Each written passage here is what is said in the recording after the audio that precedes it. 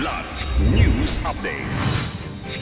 Sa ating mga balita, higit 2.65 million pesos na halaga ng shabu nasabat sa Port of Clark. Bilang ng kaso ng influenza-like illness noong 2024, bumaba ng 17%. Tricycle driver na kumaladkad ng pusa ay pinapatawag ng LTO. Ako po si Cesar Soriano, kasama ang buong puwersa ng Kidlat News Channel para ihatid ang mga nangungunang balita sa buong kapuluan. Ngayon, nasabat ng Bureau of Customs o BOC Port of Clark ang 4 na pakete ng methamphetamine hydrochloride o shabu na nagkakahalaga ng mahigit 2.65 million pesos.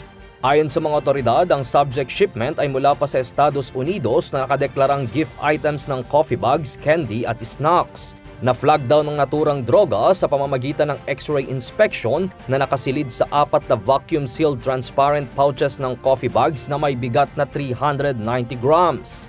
Naglabas na rin ng warrant of seizure and detention laban sa subject shipment sa kasong paglabag sa Customs Modernization and Tariff Act at Comprehensive Dangerous Drugs Act of 2002.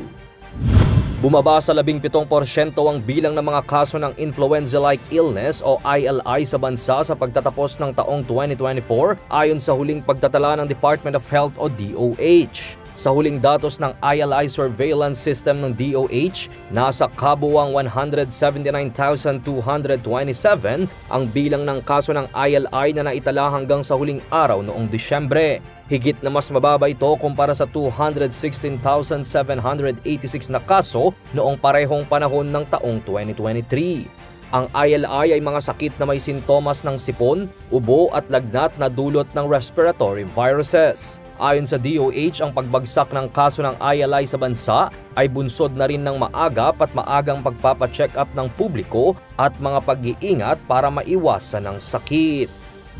Isang tricycle driver mula sa Malasiki, Pangasinan ang ipinatawag ng Land Transportation Office o LTO matapos mag-viral ang video na makikitang kinakaladkad ng isang tricycle ang isang pusa sa kalsada. Ayon kay LTO Chief Assistant Secretary Attorney Vigor Mendoza II, inisyuhan na ng show cause order ang rehistradong may-ari ng tricycle na may plakang 206YLY na siya ring nagmamaneho sa nasabing insidente. Sa nasabing show cause order, pinahaharap ang driver sa LTO Central Office sa Quezon City sa darating na January 20 upang magpaliwanag sa kanyang ginawa. Inimbitahan din ng Philippine Animal Welfare Society o POS upang dumalo sa pagdinig. Sinabi ni Atty. Mendoza na hindi palalampasin ng ahensya ang ganitong uri ng pagmamalupit sa hayop at titiyakin na mananagot ang driver sa kanyang ginawa.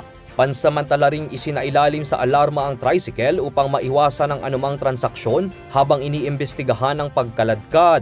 Ang insidenteng ito ay umani ng batikos mula sa publiko, lalo na sa mga nagmamalasakit sa kapakanan ng mga hayop. Patuloy na pinaalalahanan ng LTO ang mga motorista na maging responsable at iwasan ang anumang uri ng karahasan, hindi lamang sa kapwa-tao kundi pati na rin sa mga hayop.